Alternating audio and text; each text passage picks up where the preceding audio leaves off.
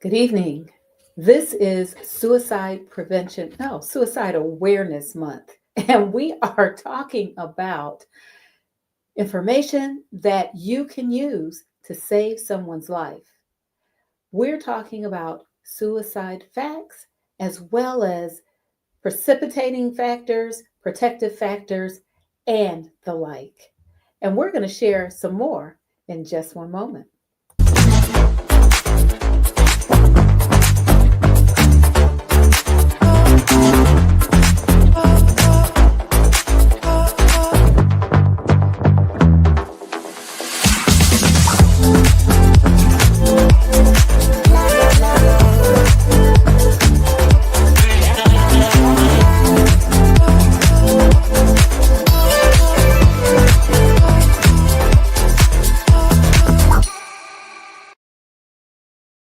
Hello there.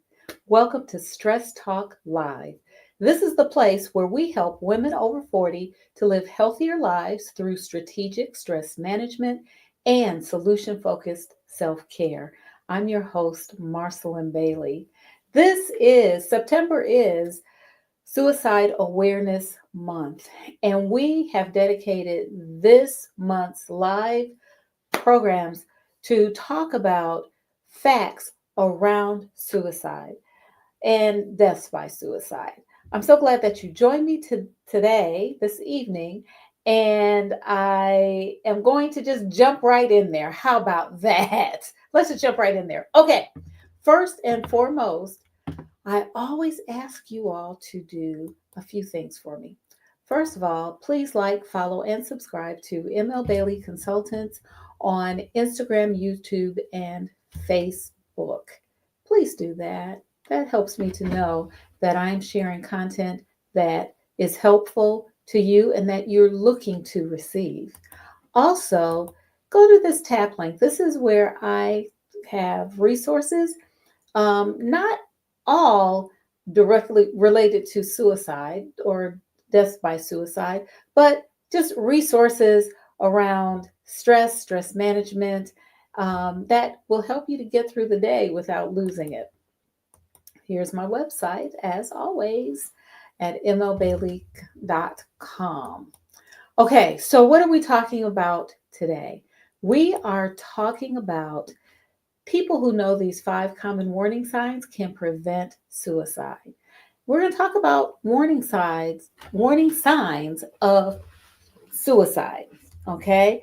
Remember, we've been talking about a lot about, um, as a foundation, uh, what to look for, what you might see in terms of behavior, in terms of precipitating factors.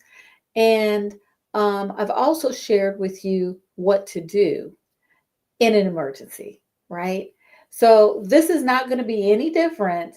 We are going to go through first a review of what we've discussed, and then I'm going to share the 5 common warning signs. And these warning signs are things that, uh, if you see them, you might want to take action. Okay, so let's start with a review. My nose is itching, like I want to sneeze. I'm sorry. Okay, I think I can get through it without sneezing. Yeah, sorry about that. Okay. Oh, I do feel like I need to sneeze. I do. I'm sorry. So much happens that's not planned when I get on here. Okay, but we're going to talk about a review. And again, my notes are over here. So if you see me looking to my left, probably your right, I don't know. I don't know how you're going to see it. But if you see me looking this direction, it's because I'm looking at my notes. Okay. All righty. Let's talk about it. Let's just do a review. Um, as I said, September is Suicide Awareness Month, and you may see a number of public service ads, signs, information about how to prevent suicide or deaths by suicide. I started um, this month by sharing with you facts. I shared with you the facts by number, and I want to share with you some additional facts this today that I had not shared with you before. And these facts are they're pretty startling. Um, I shared this, and this information is coming from the Suicide Prevention Resource Center. They track the data, collect the data, and share information as well.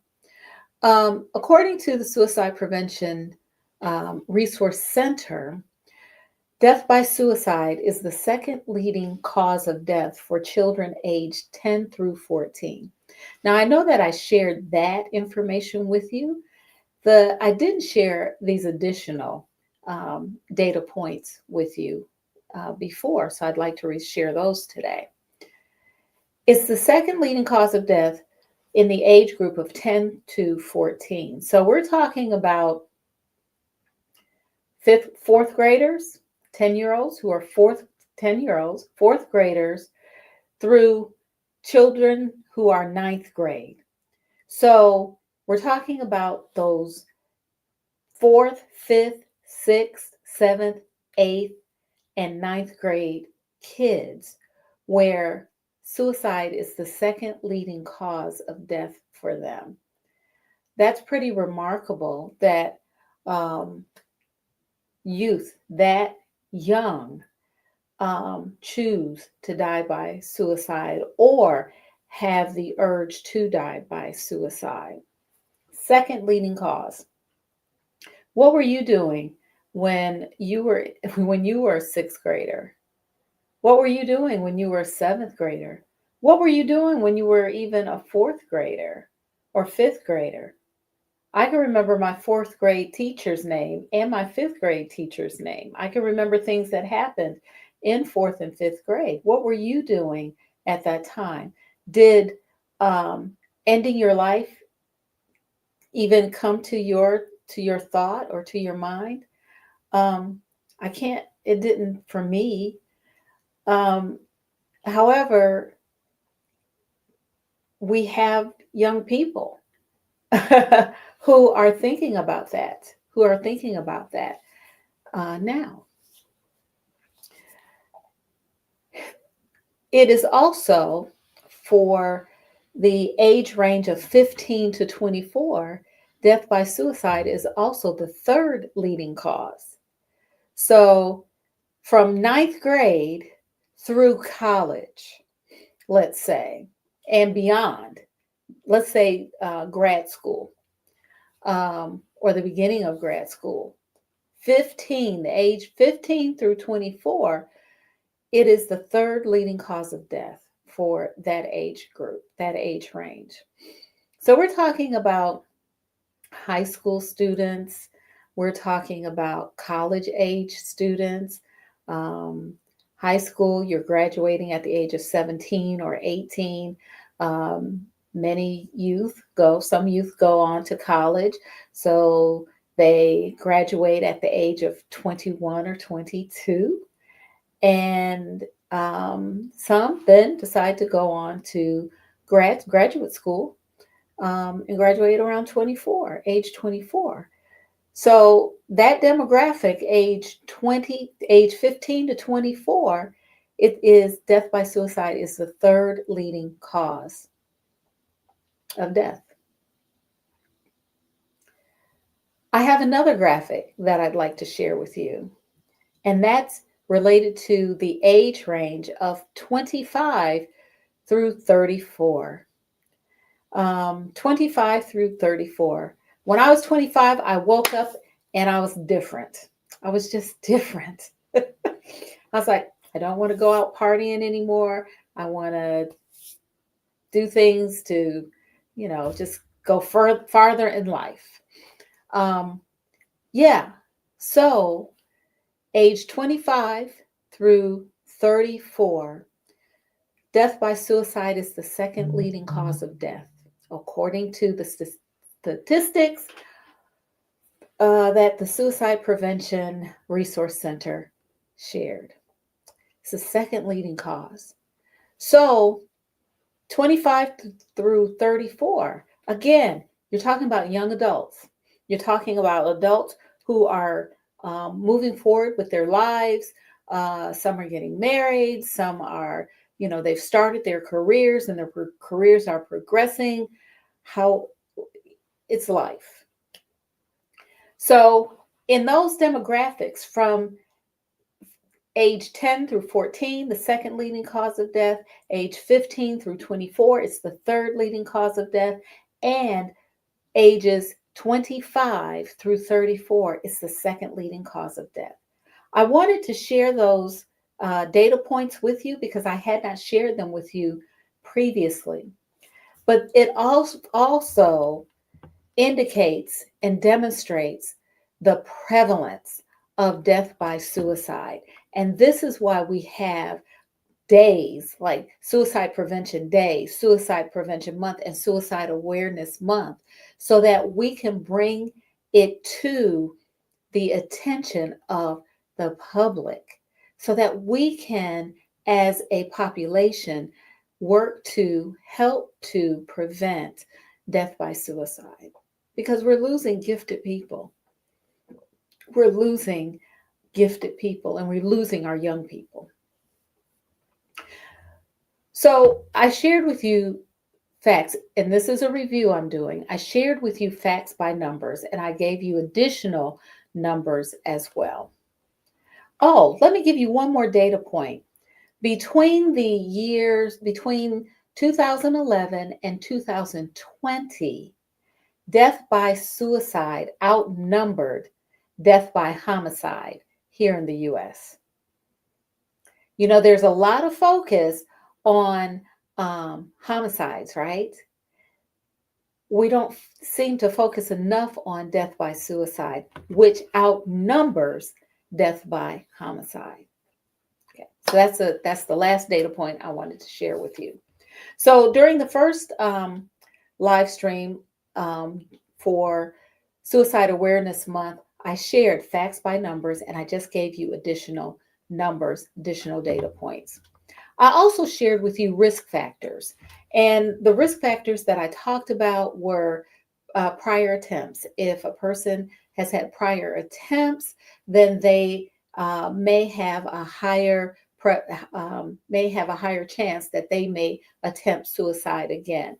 I also talked about abuse and misuse of alcohol and illicit drugs. Individuals who abuse alcohol and drugs also may have a higher chance of committing suicide. I also stated that sometimes if a person is misusing or abusing drugs or alcohol, the death by suicide could be accidental. They did not intend to do it. However, due to possible overdose or alcohol poisoning, they may have committed, they may have died by suicide. Okay, I also talked about precipitating factors, and two precipitating factors that I talked about. And these are factors that might lead up to a person feeling as if they want to die by suicide. One of them was the end of a relationship or marriage. We found that the loss of a relationship or a marriage could lead a person to feel or to have suicidal ideation. Another precipitating factor is a death of a loved one. So someone who has lost a loved one who they were very close to, and they might feel as if they can't live without that person. Additionally, I talked about extreme financial distress being a precipitating factor. I then shared with you protective factors, right? I shared, here's a couple of protective factors that I shared with you. One was connectedness, that it's important for a person to be in a, um, in, to feel connected to other people, whether that was their family, a family member, whether it was a group or organization, whether it was with their neighbors or their coworkers, whether whatever it was that connected them to other people, that was a protective factor. Because remember, I kept saying that when we are in a community, we are healthier. And that still stands. When we are in a community and we belong and feel as if we belong to the community, it is a protective factor for us and we are healthier. Also, another protective factor was life skills. And remember, I talked about having the ability to analyze a situation and also the ability to problem solve, right? To look at the situation, look at the facts of a situation without subjective information, but very concrete and information that was factual, as well as being able to take that information and to problem solve, figure out what needed to be done, when it needed to be done, who needed to do it, how it needed to be done. Those problem solving skills, those were all protective factors. I also shared with you where to get help. I shared the 988 Suicide and Crisis Lifeline. And this lifeline is for anyone who needs help or anyone who knows someone who needs help. You can text this number, call this number, you can speak over the phone with a trained crisis counselor, or you can text a trained crisis counselor, or you can even enter into a chat with them. This 988 number is very similar to 911, that if it is an emergency, if you need information, um, or if you need assistance to help someone who is has thoughts of taking their own life, you can call this number 988. Okay? Yes, 988. Alrighty, let's go on. Let's talk about our warning signs. Okay, you want to go? Let's go down that journey. Talking about warning signs, and when we're talking about warning signs, we are talking about um, those things that have been found to give us some idea or some clue as to whether a person might be thinking about um, or that might lead a person to start thinking about death by suicide. So let me let me try to when I want to try to give you some clarity about warning signs. So when a person is happy, there are certain things that you see them do, right? They just do it naturally. When a person is happy or when a person is, satisfied, they may be smiling. They may smile. They may laugh really easily. They may joke. They may kid around. Um, they have this lighthearted kind of personality. They may talk to people in the grocery store, just random people. They may go up to them and just start chatting, right?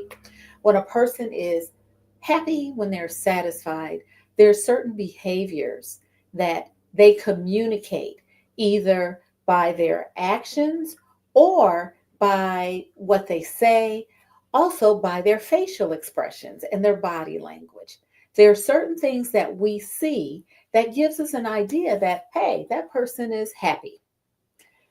Same goes for a person who is sad. A person who is sad is not going to smile. They might be frowning. They may have a very sad affect or facial expression.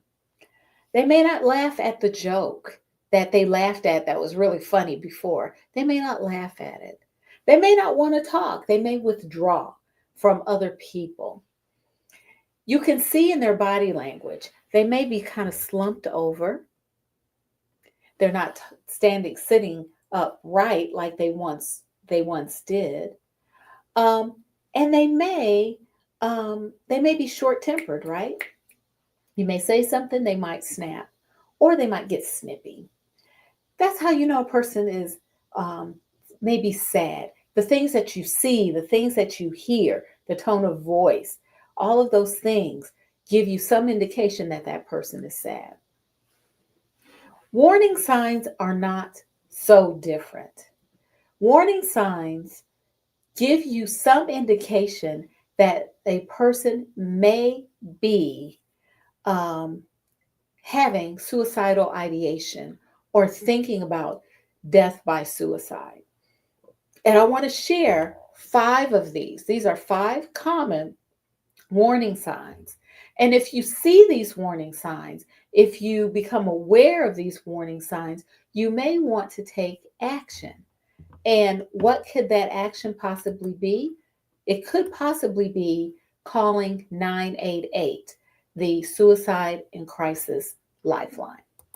So, warning signs that can prevent suicide.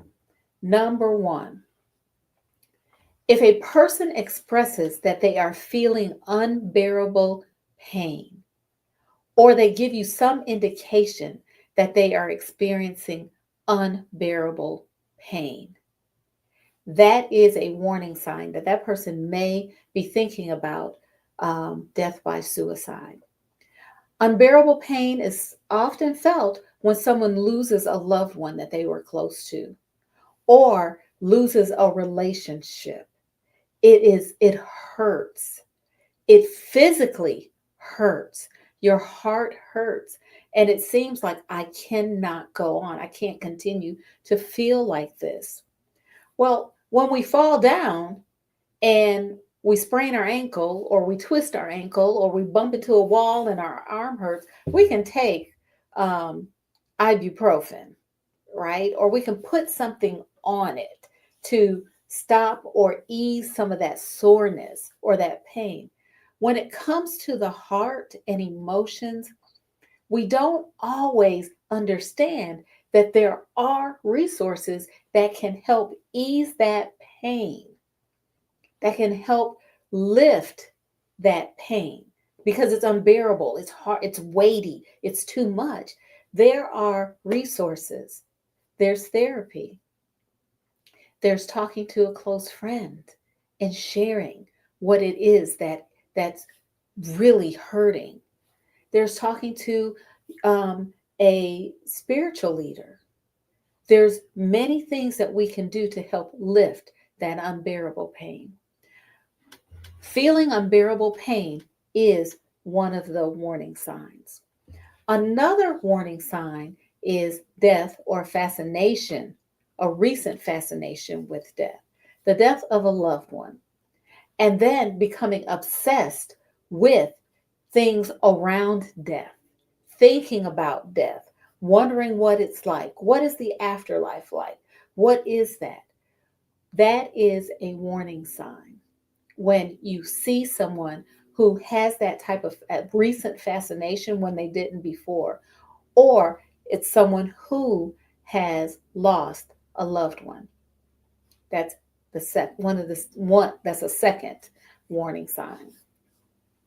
Another warning sign is feeling trapped, like there's no way out. Often people who are having economic distress feel like they're trapped and there's no way out and that they're going to lose everything. Feeling hopeless or worthless.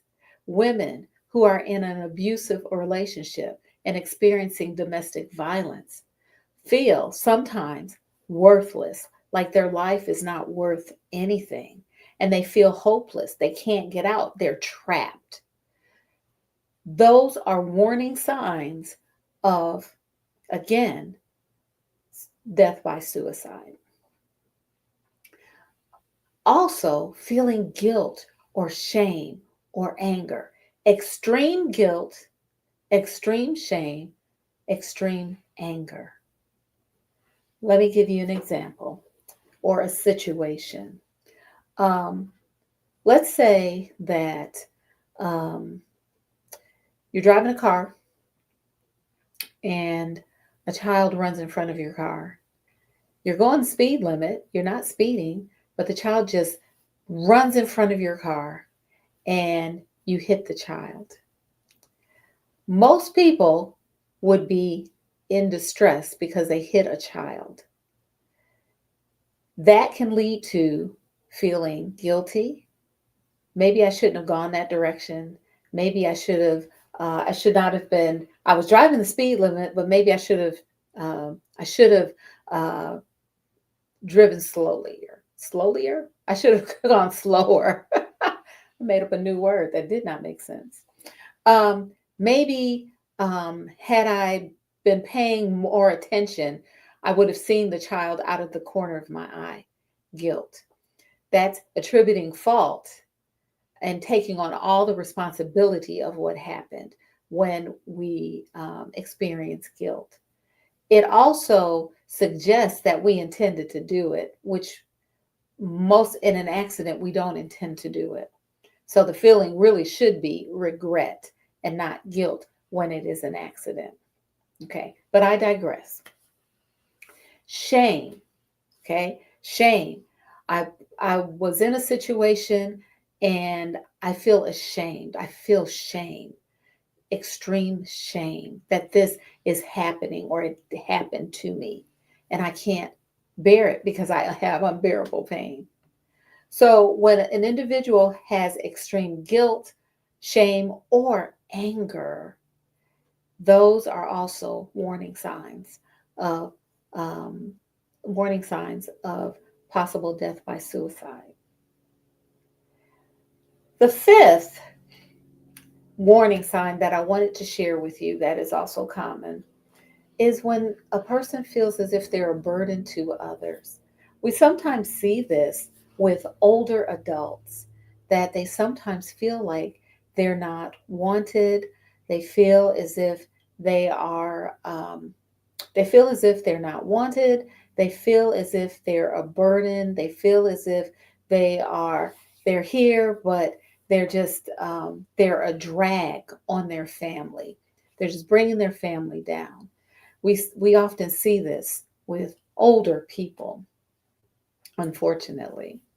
And when individuals feel like that, sometimes they begin to think to themselves, maybe I shouldn't be here. If I wasn't here, then they would not have to struggle as much, or they wouldn't have to worry about me, or they wouldn't have to take care of me. Older people, people who have chronic, debilitating uh, conditions, may also feel that way. But we have to recognize that. I don't know what I was looking at. We have to recognize that this sign, we have to be aware of it. We have to take notice. Okay.